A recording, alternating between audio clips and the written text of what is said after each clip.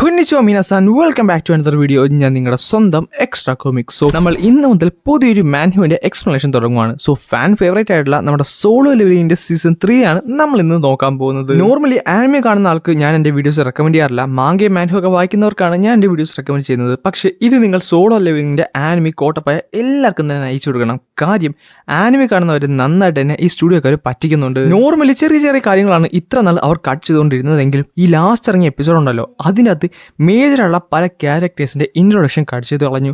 മേജറായുള്ള ഒരു ചാപ്റ്റർ പൂർണ്ണമായിട്ടും തന്നെ കട്ട് ചെയ്ത് കളഞ്ഞു. എന്നാൽ ഞാൻ അങ്ങനെയല്ല പ്ലാൻ ചെയ്തിട്ടുള്ളത്. സോളോ ലെവലിംഗ് മാൻഹുയുടെ ഈച്ച് ആൻഡ് ഒരു കോർണർ വളരെ സിമ്പിൾ ആയിട്ടും ഡീറ്റെയിൽ ആയിട്ടും നിങ്ങൾക്ക് എല്ലാവർക്കും കണ്ടിരിക്കാവുന്ന രീതിയിൽ അടിപൊളിയായിട്ട് എക്സ്പ്ലെയിൻ ചെയ്യാനാണ്. സോ അതിനായിട്ട് നിങ്ങളുടെ സപ്പോർട്ട് എനിക്ക് നന്നായിട്ട് തന്നെ ആവശ്യമുണ്ട്. അതുകൊണ്ട് വീഡിയോ പൂർണ്ണമായിട്ടും കണ്ടതിന് ശേഷം ഇഷ്ടപ്പെട്ട് കഴിഞ്ഞാൽ ലൈക്ക് ചെയ്യാനും സബ്സ്ക്രൈബ് ചെയ്യാനും നിങ്ങളുടെ ഫ്രണ്ട്സിന് ഒന്ന് റെക്കമെൻഡ് ചെയ്യാനും, ഇനി വീഡിയോ ഒട്ടും തന്നെ ഇഷ്ടപ്പെട്ടില്ലെങ്കിൽ അതിനുള്ള റീസണും കുറ്റങ്ങളും കുറവുകളും പോരായ്മകളും എല്ലാം തന്നെ വളരെ ഡീറ്റെയിൽ ആയിട്ടൊന്ന് പറഞ്ഞു തരണം. എങ്കിലേ അടുത്തൊരു വീഡിയോ ആയിട്ട് ഞാൻ വരാൻ നിർത്തി അത് കുറച്ചുകൂടെ മികച്ചതാക്കി മാറ്റാൻ സാധിക്കത്തുള്ളൂ. So once again welcome back guys. നമ്മൾ ഇന്ന് നോക്കാൻ പോകുന്നത് സോളോ ലെവലിംഗിന്റെ സീസൺ 3 അഥവാ സോളോ ലെവലിംഗ് ചാപ്റ്റർ 111 ആൻഡ് 112 ആണ്. അങ്ങനെ നമ്മുടെ ചാപ്റ്റർ തുടങ്ങാൻ നേരത്ത് ഒരു ബ്ലൂ ഗേറ്റ് ആണ് കാണിക്കുന്നത്. ഇത് നമ്മുടെ കൊറിയയിലല്ല, മറ്റൊരു രാജ്യത്താണ്. അവിടെ ഒരുത്തനുണ്ട്, അവനാണെങ്കിൽ പേടിച്ച് വിറച്ച് നിൽക്കുവാണ്. അവൻ പറയുന്നുണ്ട്, നിങ്ങളൊക്കെ ആരാണ്, എന്താണ് നിങ്ങൾക്ക് വേണ്ടത്? വീണ്ടും ഞാൻ അന്വേഷിച്ചെന്നവർ ഇവിടെയില്ല. The fragment of brilliant light. ഈ പറയുന്നത് കഴിഞ്ഞ എപ്പിസോഡിൽ കാണിച്ച ആ ഒരു ഫ്രോസ്റ്റ് മൊണാർച്ചിലെ പുള്ളിക്കാരനാണ്. പെട്ടെന്ന് നമ്മുടെ ഫ്രോസ്റ്റ് മൊണാർച്ചിന്റെ പുറകെ ഒരു സൗണ്ട് കേട്ട് അവൻ തിരിഞ്ഞു നോക്കാൻ നേരത്ത് അവിടെ നമ്മുടെ യോഗമോട്ട് വന്നിട്ടുണ്ട്. അവൻ പറയുന്നുണ്ട്, ഞാൻ നിനക്ക് ഈസ്റ്റിലുള്ള ചെറിയ ഇസ്ലാമിനെ കുറിച്ച് ഒരു ഇൻഫർമേഷൻ തരാനാണ് വന്നത്. ഏത് ഷാഡോ മൊണാർച്ചുള്ള ആ ചെറിയ സ്ഥലമോ? അത് നിന്റെ സ്ഥലമല്ലേ, നീയല്ലേ അവിടെ ഇൻചാർജ് ആയിട്ടുള്ളത്? പിന്നെ എന്തിനാണ് നീ ഇപ്പോൾ ഇവിടേക്ക് വന്നത്? അതെ, അതിന്റെ സൗത്ത് സൈഡിലായിട്ട് റൂളേഴ്സ് എന്തോ പ്ലാൻ ചെയ്യുന്നുണ്ട്, അത് പറയാനാണ് ഞാൻ ഇവിടേക്ക് വന്നത്. അപ്പൊ ഷാഡോ മൊണാർച്ചോ? അവന്റെ കാര്യത്തിൽ നമ്മൾ പേടിക്കേണ്ട. കാര്യം ആർക്കിടെക്ചറുള്ള കോൺട്രാക്ട് ഉള്ളത്രയും കാലം ആ ഒരു കാര്യം നമുക്കൊരിക്കലും പ്രശ്നമായിട്ട് വരത്തില്ല. പിന്നെ നിനക്ക് ഇഷ്ടപ്പെട്ട മറ്റൊരു പീസ് ഓഫ് ഇൻഫർമേഷൻ കൂടെ എനിക്ക് കിട്ടിയിട്ടുണ്ട്. The greatest fragment of brilliant light. അത് അവിടെയുണ്ട്. അങ്ങനെ പറ, അതിനാണല്ലേ നീ എപ്പോൾ ഇവിടേക്ക് വന്നത്? പിന്നെ അല്ലാതെ എന്താ ഒരു കൈ നോക്കുന്നോ? നീ എനിക്ക് ഈ ഓപ്പർച്യൂണിറ്റി തന്നത് ഞാനത് ഗ്ലാഡ്ലി തന്നെ അക്സെപ്റ്റ് ചെയ്യുന്നതായിരിക്കും. പക്ഷേ അതിനു മുമ്പ് നമ്മൾ ഇവിടേക്ക് ആരോ വലിച്ചഴിച്ചതുപോലെയാണ് എനിക്ക് തോന്നിയത്. ഈ ഒരു സമയത്ത് അവരുടെ അടുത്തേക്ക് ഒരാൾ നടന്നു വരുന്നുണ്ടായിരുന്നു. അവനെക്കുറിച്ച് അവർ പറയുന്നുണ്ട്. ഇവനെ കണ്ടിട്ട് അവൻ ആ ഫ്രാഗ്മെന്റ് ഓഫ് പവേഴ്സിന്റെ ഒന്നും പവേഴ്സ് ഇല്ലെന്ന് തോന്നുന്നു. പക്ഷേ എന്നിട്ടും അവൻ എന്തിനാണ് ഈ ട്രേസ് ബാക്കി വെച്ചത്? എനിക്ക് തോന്നുന്നത് അവൻ നമ്മുടെ എതിരെ വരാൻ വേണ്ടി മനഃപൂർവ്വം ചെയ്തൊരു കാര്യമാണെന്നാണ്. എന്നിട്ട് ഒരു ഹണ്ടറിനെ കാണിക്കുന്നുണ്ട്. ഇതാരാണെന്ന് മനസ്സിലാക്കാണല്ലോ, നമ്മുടെ സങ് ജിൻവുവിന്റെ അച്ഛനാണ്. നീയൊക്കെ ഇപ്പൊ പറഞ്ഞ ആ ഒരു ചെറിയ സ്ഥലമുണ്ടല്ലോ ഈ സൈഡിലുള്ള, അത് സൗത്ത് കൊറിയനാണ് റെഫർ ചെയ്തത്. ആണെങ്കിൽ നിനക്കിപ്പോൾ എന്ത് ചെയ്യാൻ സാധിക്കും? മൊണാർച്ച് ഓഫ് ഫോഴ്സ്. നമുക്കിവിടെ സമയമില്ല, നമുക്ക് എത്രയും പെട്ടെന്ന് അവിടേക്ക് ചെല്ലണം. നിനക്ക് പറ്റുമെങ്കിൽ ഞങ്ങൾ തടയാൻ ശ്രമിക്കുന്ന പറഞ്ഞുകൊണ്ട് അവൻ നേരെ തിരിഞ്ഞ് ഒരു പോർട്ടിലേക്ക് നടക്കാൻ പോകുന്നിടത്ത് തന്നെ പെട്ടെന്ന് നമ്മുടെ ജിൻവുവിന്റെ അച്ഛൻ അവരുടെ അടുത്തേക്ക് പാഞ്ഞു വരുന്നുണ്ട് അവർ അറ്റാക്ക് ചെയ്യാൻ വേണ്ടി. എന്നാൽ നമ്മുടെ ഫ്രോസ്റ്റ് മൊണാർച്ച് വളരെ സിമ്പിൾ ആയിട്ട് തന്നെ അത് ബ്ലോക്ക് ചെയ്യും. എന്നിട്ട് അവിടെ ഒരു ഹ്യൂജ് എക്സ്പ്ലോഷൻ തന്നെ സംഭവിക്കുകയും ചെയ്യുന്നുണ്ട്. പിന്നെ കാണിക്കുന്നത് നമ്മുടെ റെഡ് ഗേറ്റ് ആണ്. അതായത് ലാസ്റ്റ് എപ്പിസോഡിൽ നമ്മുടെ ജിൻവു കടന്നു കയറിയ ആ ഒരു ഗേറ്റ് ഉണ്ടല്ലോ, ആ ഒരു ഗേറ്റ് തന്നെ. സോ നീയാണല്ലേ ആ നായ എന്റെ പിള്ളേരെ ഇത്ര നേരം കൊന്നൊടുക്കിയത്? എന്തായാലും ഇത് അത്ഭുതകരമാണ്. ഇത്രയും ചെറിയ ശരീരം വെച്ചുകൊണ്ട് നീ അവരൊക്കെ കൊല്ലുകയും ചെയ്തു. അതുമല്ല നീ ഞങ്ങളുടെ ലാംഗ്വേജും സംസാരിക്കുന്നുണ്ട്. പക്ഷേ നിനക്ക് ഇത്രയും ദൂരം മാത്രമേ പോകാൻ സാധിക്കത്തുള്ളൂ. ബാക്കിയുള്ളത് എന്റെ പിള്ളേർ നോക്കുകയെന്ന് പറഞ്ഞിട്ട് പുള്ളിക്കാരൻ കിടന്ന കാറാണ്. പക്ഷേ ആരും തന്നെ അവിടേക്ക് വരുന്നില്ല. പ്യുവർ സൈലന്റ് ആയിരുന്നു. ആ ബോസ് മോൺസ്റ്റർ ഉണ്ടല്ലോ, പുള്ളിക്കാരൻ തന്നെ ഞെട്ടിപ്പോയി. കാര്യം എന്താ സംഭവിക്കുന്നത് പുള്ളിക്കാരൻ മനസ്സിലാകുന്നില്ല. അപ്പൊ നമ്മുടെ ജിൻവു പറയുന്നുണ്ട്, ചെറിയ പയ്യനോ നീ അങ്ങനെയാണോ പറയുന്നത്? എന്നിട്ട് നമ്മുടെ ജിൻവു പറയുന്നുണ്ട്, എല്ലാവരും പുറത്തേക്ക് വാ.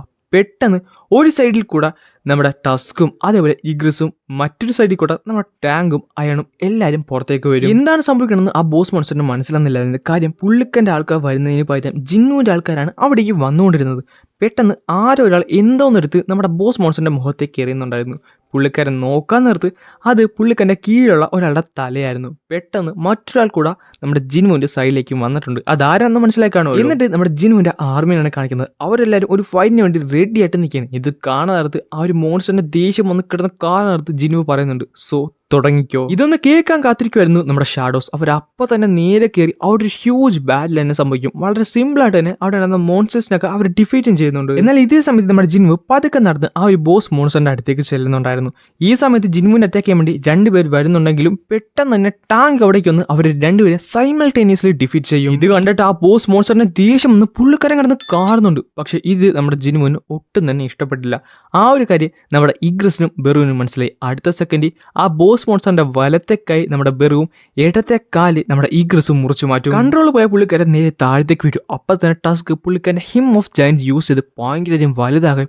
എന്നിട്ട് ആ ഗ്രാവിറ്റേഷണൽ പവർ യൂസ് ചെയ്ത് അവനെ താഴത്തേക്ക് അടിച്ചിടുകയും ചെയ്യും. ഞാൻ ചോദിക്കുന്ന ഓരോ ചോദ്യങ്ങൾക്കും നീ കൃത്യമായ ഉത്തരം തന്നാൽ നിന്റെ മരണം ഞാൻ മാക്സിമം വേദന ഇല്ലാതാക്കി തരാം. അങ്ങനെ കുറച്ച് സമയം കടന്നുപോയി. പക്ഷേ നമ്മുടെ ജിൻവുവിന് ഒന്നും തന്നെ ഇമ്പോർട്ടൻ്റ് ആയി കിട്ടിയില്ല. കാര്യം അവിടുത്തെ സിസ്റ്റം ഇന്റർഫിയർ ചെയ്യുന്നുണ്ടായിരുന്നു. എന്നിട്ട് ജിൻവു പുള്ളിക്കാരന്റെ ഇൻവെന്ററിലേക്ക് കൈയിടിട്ട് ഒരു ചെറിയ താക്കോൽ എടുക്കുന്നുണ്ട്. ഇത് പുള്ളിക്കാരന് പണ്ട് കിട്ടിയ ആ കേഴ്സ്ഡ് റാൻഡം ബോക്സിൽ നിന്ന് കിട്ടിയ ഒരു കീ ആണ്. ക്രൈറ്റീരിയ എന്ന് പറയുന്നത് 100 ലെവൽ ആകണമെന്നായിരുന്നു. അങ്ങനെ ജിൻവു ലാസ്റ്റ് പറ്റി 100 ലെവൽ ആയിട്ടുണ്ടല്ലോ. പിന്നെ ഈ കീനെ പറ്റിയാണ് പറയുന്നത്. ഇത് നമ്മുടെ കാർട്ടിനോ ടെമ്പിളിലേക്കുള്ള കീ ആയിരുന്നു. 417 മണിക്കൂറുകൾ കഴിയുന്നത് ഇത് യൂസ് ചെയ്യാനുള്ള സ്ഥലവും ഓപ്പൺ ആകുന്നതായിരിക്കും. ചുരുക്കം പറയുകയാണെങ്കിൽ നമ്മുടെ ജിൻവുവിന് പവേഴ്സ് കിട്ടിയ ആ ഡബിൾ ടെൻഷൻ ഇല്ലേ, അതിലേക്കുള്ള കീ ആണ് ഇപ്പൊ കിട്ടിയത്. ജിൻവുവിന് കുറേയധികം മെമ്മറീസും പെട്ടെന്ന് വരും. നമ്മുടെ സിസ്റ്റം വീണ്ടും ജിൻവുവിനെ ആ തുടങ്ങിയ സ്ഥലത്തേക്ക് വിളിക്കുവാണ്. പക്ഷെ ഇത്തവണ ചെറിയൊരു ചേഞ്ച് ഉണ്ട്. പണ്ടത്തെ ജിൻവു അല്ല ഇപ്പോൾ ഉള്ളത്. ഇതേ സമയം ദൂരെ ഒരു ബ്ലോക്ക് ഗേറ്റിന്റെ അകത്ത് ചെറിയൊരു ഗുഹയുടെ അകത്ത് ഒരു ഗേറ്റ് കാണാൻ സാധിക്കും.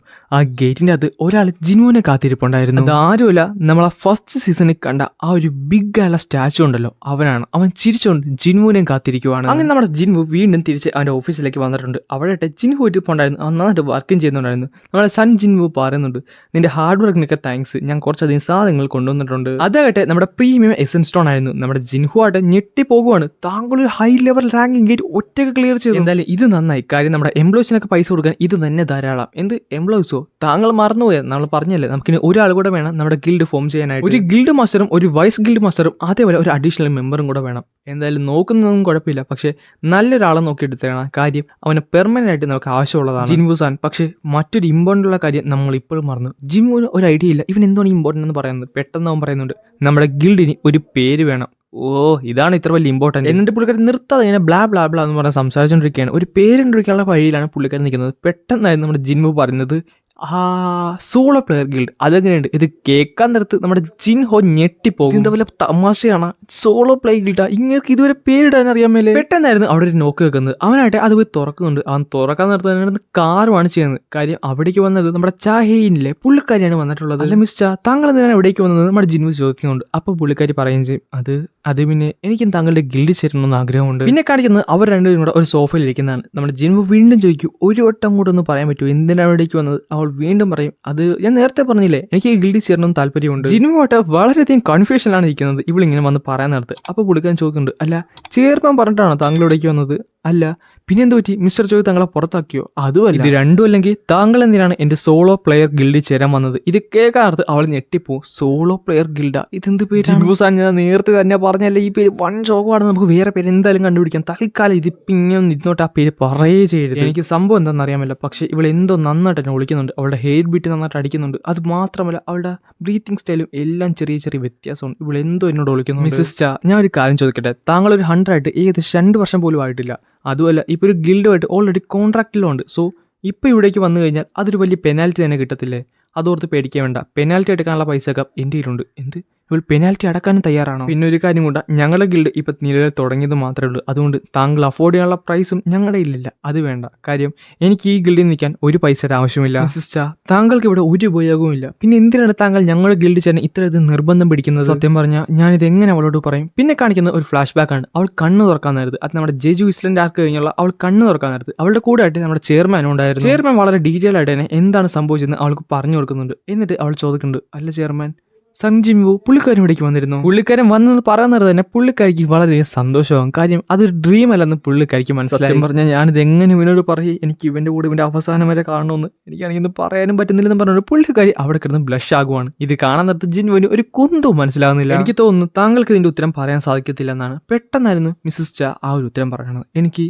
എനിക്ക് സന്തോഷത്തോടും വളരെ കംഫർട്ടായിട്ട് ജീവിക്കണമെന്നുണ്ട് സാർ. എനിക്ക് തോന്നുന്നു ഇവളുടെ പഴയ ഗിൽഡ് ഇവിടെ നന്നായിട്ട് അതിനെ പണിയെടുപ്പിക്കുന്നുണ്ടെന്നാണ്. ആകെപ്പാട് 22-23 വയസ്സുള്ളൂ. ചെറിയ പ്രായമല്ലേ, ചിലപ്പോൾ അതായിരിക്കും കാര്യം. സത്യം പറഞ്ഞാൽ ഇവളെക്കുറിച്ച് ഓർക്കാൻ നേരത്ത് എനിക്ക് ചെറിയ സഹതാപമുണ്ട്. പക്ഷേ മിസ്സസ് ചാ, ഞങ്ങളുടെ ഗിൽഡിൽ ചേരണമെങ്കിൽ അവിടെ ചെറിയൊരു എൻട്രൻസ് ടെസ്റ്റ് ഉണ്ട്. ജിൻഹോ അത് താങ്കളോട് പറയാൻ മറന്നുപോയി. അതാണ് സത്യം. പെട്ടെന്നായിരുന്നു അവൾ എടുത്ത വായിക്കുക എന്നെ ചോദിക്കുന്നത്, എന്ത് തരത്തിലുള്ള ടെസ്റ്റ്? അവൾ കംപ്ലീറ്റ്ലി സീരിയസ് ആയിട്ട് മാറിയിട്ടുണ്ട്. ജിൻവു സാൻ, താങ്കൾ എന്നെ കുറച്ചൊന്ന് അണ്ടർ എസ്റ്റിമേറ്റ് ചെയ്യുന്നുണ്ടോ എന്ന് എനിക്ക് ഡൗട്ട് ഉണ്ട്. അതുകൊണ്ട് പറ, ആരെയാണ് ഞാൻ ഡിഫീറ്റ് ചെയ്യേണ്ടത്?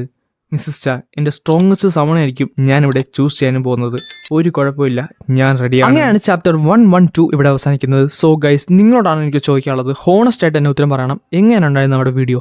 ഇഷ്ടപ്പെട്ട് കഴിഞ്ഞാൽ ഇഷ്ടപ്പെട്ടെന്ന് പറയാനും മറക്കല്ലേ. അതേപോലെ എന്തെങ്കിലും കുറ്റങ്ങളോ കുറവുകളോ ഉണ്ടെങ്കിൽ അതും പറയാൻ മറക്കല്ലേ. എങ്കിലേ നമുക്ക് കുറച്ചുകൂടെ ഇമ്പ്രൂവ് ചെയ്തുകൊണ്ട് അടുത്ത വീഡിയോയിൽ വരാൻ സാധിക്കത്തുള്ളൂ.